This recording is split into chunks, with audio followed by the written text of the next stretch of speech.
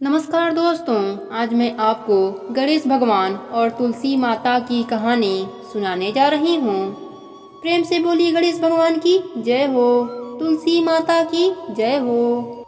एक समय तुलसी धर्मध्वज राजा के पुत्री के रूप में अवतरित हुई थी। उस समय भगवान नारायण की तपस्या करने हेतु तुलसी विभिन्न स्थानों पर भ्रमण कर रही थी।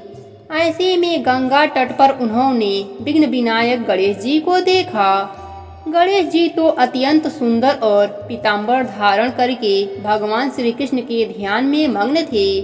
उनके तेज को देखकर तुलसी जी उनसे आकृष्ट हो गईं, लेकिन उनका गजमुख देखकर वह उन पर उपहास भी करने लगी।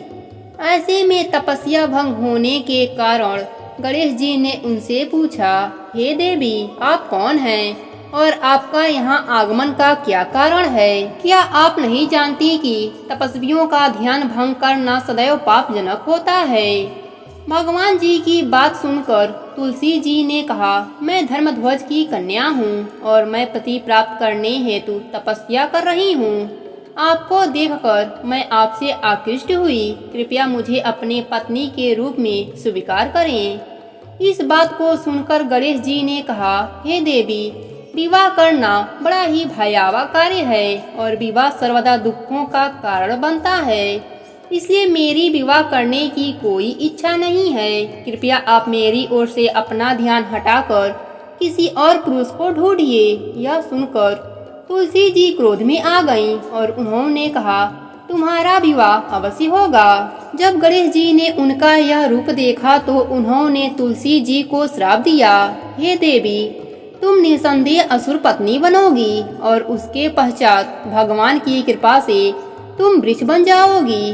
अब यह सुनकर तुलसी जी अत्यंत भयभीत हो गईं और गणेश जी से प्रार्थना करने लगीं कि वह इस श्राप को वापस ले लें। लेकिन गणेश जी ने कहा, हे देवी, तुम सभी पुष्पों में प्रमुख बनोगी। कालांतर में तुम भगवान नारायण की प्रिया बनोगी। तुम्हारे द्वारा किया गया पूजन मनुष्यों के लिए सदैव लाभकर होगा। तुम भगवान श्री कृष्ण की अत्यंत प्रिय बनोगी और मेरे द्वारा सदैव त्याज्य रहोगी। यही तुलसी देवी आगे चलकर शंखचूड़ असुर की पत्नी बनी और उसके बाद भगवान की प्रिया तुलसी देवी पौधे के रूप में प्रकट होती हैं। अब मैं आपको तुलसी माता की अनजाने में की गई पूजा की सच्ची घटना सुनाती हूँ। यह घटना अरुण लोचन नाम के 30 वर्षीय रसियन व्यक्ति के जीवन में घटित हुई थी।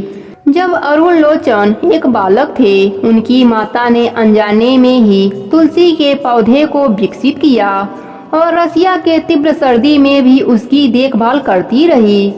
प्रारंभ में तो उन्हें लगा कि यह भी अन्य पौधे के तरह सामान्य पौधा है, लेकिन धीरे धीरे उन्हें तुलसी देवी की आध्यात्मिक शक्ति का अनुभव होने लगा।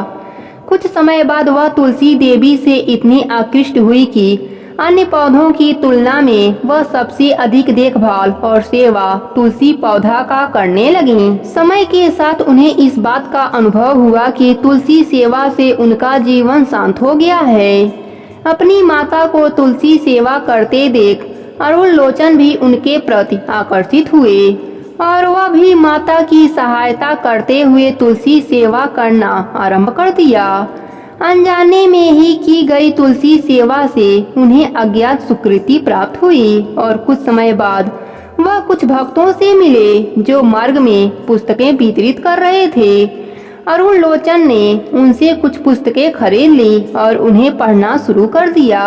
उन पुस्तकों ने उनके जीवन को परिवर्तित कर दिया। उनकी माता ने भी उन पुस्तकों को पढ़ा और वह भी कृष्ण भक्ति की ओर आकृष्ट हो गईं। कुछ समय बाद अरुण लोचन मंदिर में पूर्वकालीन भक्त के रूप में जुड़ गए और वहां जाकर उन्हें और उनकी माता को पता चला कि जिस पौधे को वह अनजाने में सेवा कर रहे थे वह स्वयं भक्ति प्रदायिनी तुलसी देवी थीं। इस प्रकार तुलसी देवी के प्रति उनकी श्रद्धा और बढ़ गई। अरुण लोचन जिस मंदिर में सेवा करते थे वहां पर तुलसी देवी के चित्र की पूजा की जाती थी। क्योंकि वह ठंड के कारण तुलसी देवी विकसित नहीं हो पा रही थीं। और वहीं दूसरी ओर अरुण लोचन के घर में उनकी माता के द्वारा अनेक तुलसी के पौधों को बड़े ही भक्ति और प्रेम से विकसित किया गया था। अरुण लोचन ने अपनी माता से विनती की कि तुलसी के पौधे मंदिर में दे जाएं, जिससे भक्तगण उनकी विधिवत पूजा कर सकें। अरुण लोचन की माता ने न चाहते हुए भी तुलसी के पौधे को मंदिर में अर्पित कर दिया और आज भी वहां तुलसी देवी की सभी भक्तों द्वारा सेवा पूजा हो रहा है। हरिप्रिया तुलसी की पूजा करने और उनकी कथा सुनने से अनन्य फलों की प्राप्ति होती है।